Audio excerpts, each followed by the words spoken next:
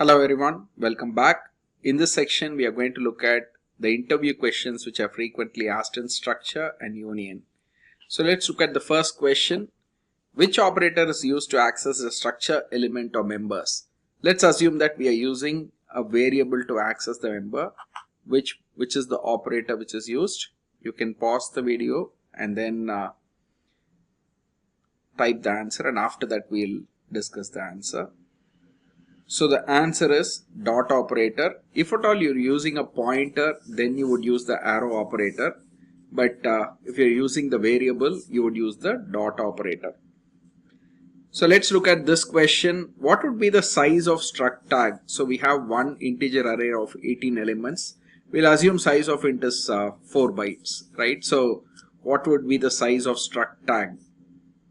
Okay, the answer is 18 into 4, which is 72. Let's look at the third question. So we have a structure where there are two characters A and B, and then there is an integer C. The question is not on the size of the structure, but the question is on if you are looking at the address, right, of where the member C is to the start of the structure, how many bytes would it be? Can you guess the answer? Okay, it is 4 bytes.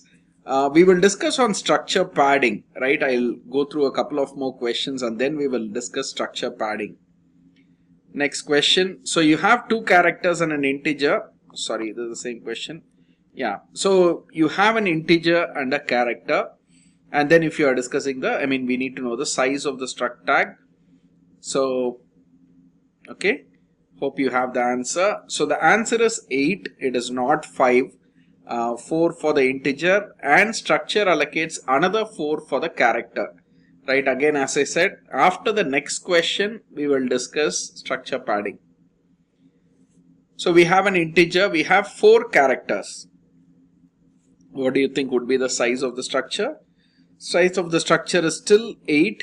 It is not a higher number.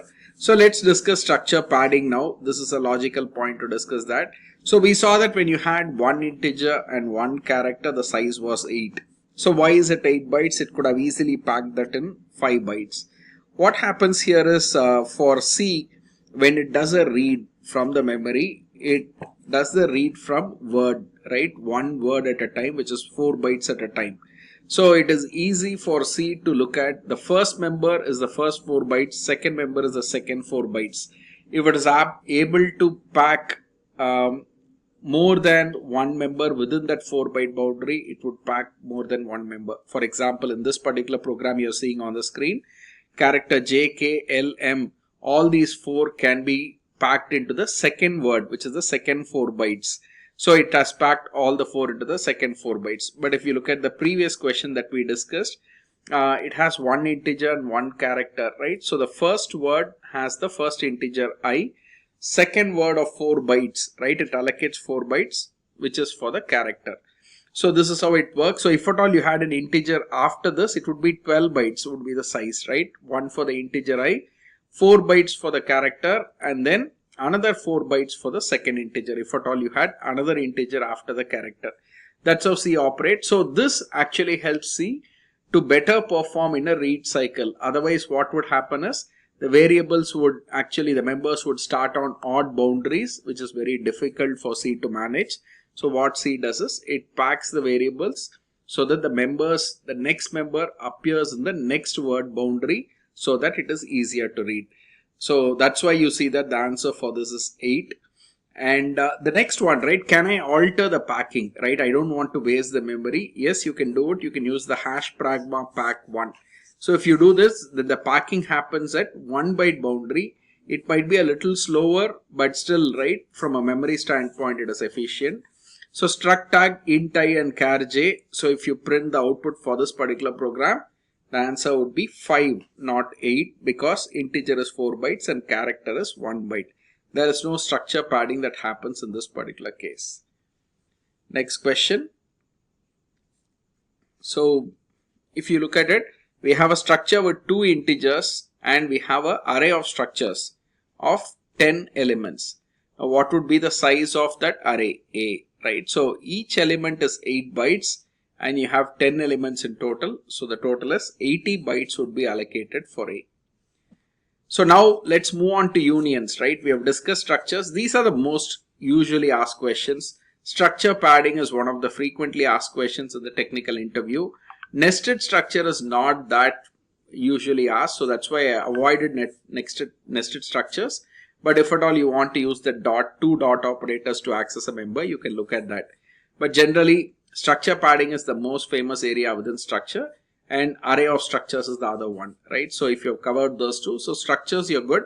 Unions, when you come to it, definitely yes. Union actually is again to make sure that students have gone through union. There are a couple of questions on union. So here let's take the first question. Integer A of 4, character B of 4. What is the total size of the union? So you can guess your answer. Okay, so the answer is, it does not allocate for both integer and character. It allocates only for one element. In this particular case, there are 4 integers, which is 16 bytes is the total size of the union. For the character shares the same memory as the integer. It does not allocate a separate memory for the character array. So it takes the same memory. Let's take the second question. So we have integer I and j and union tag A. We have a variable A of this union type. A dot I is equal to 4 and we try to print A of j. So if you look at it, I and j share the same memory. So if you change the value of I, value of j also changes. So the answer for this is 4. Because I is 4, it updates the same memory. It shares the memory with j. So when you print, it is going to be 4 bytes. Next question, you have an integer I and character j of 4, an array of 4 elements, and you are setting A dot I equal to 0x, 01, 02, 03, 04. Right now, if you look at it, integer I and j, the array share the same 4 bytes. So the first byte, which is the rightmost byte, or j of 0, would have the lowest byte, right? So in this case, 04 would be there. And second, j of 3 would have 03, and j of 3 would have 02, and j of 0 would have 04, j of 1 would have 03, j of 2 would have 02, and j of 3 would have 01, right? So that's how the value is allocated. Now if you print j of 0, it would have the value 4. So you can try this. This is to prove that the 4 bytes of memory in integer as well as the character array share the same space, right? That's what it proves.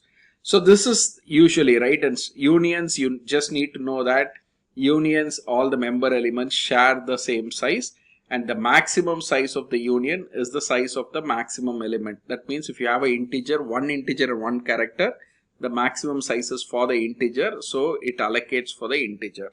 So 4 bytes would be the size. So you need to know that union shares common space across all members.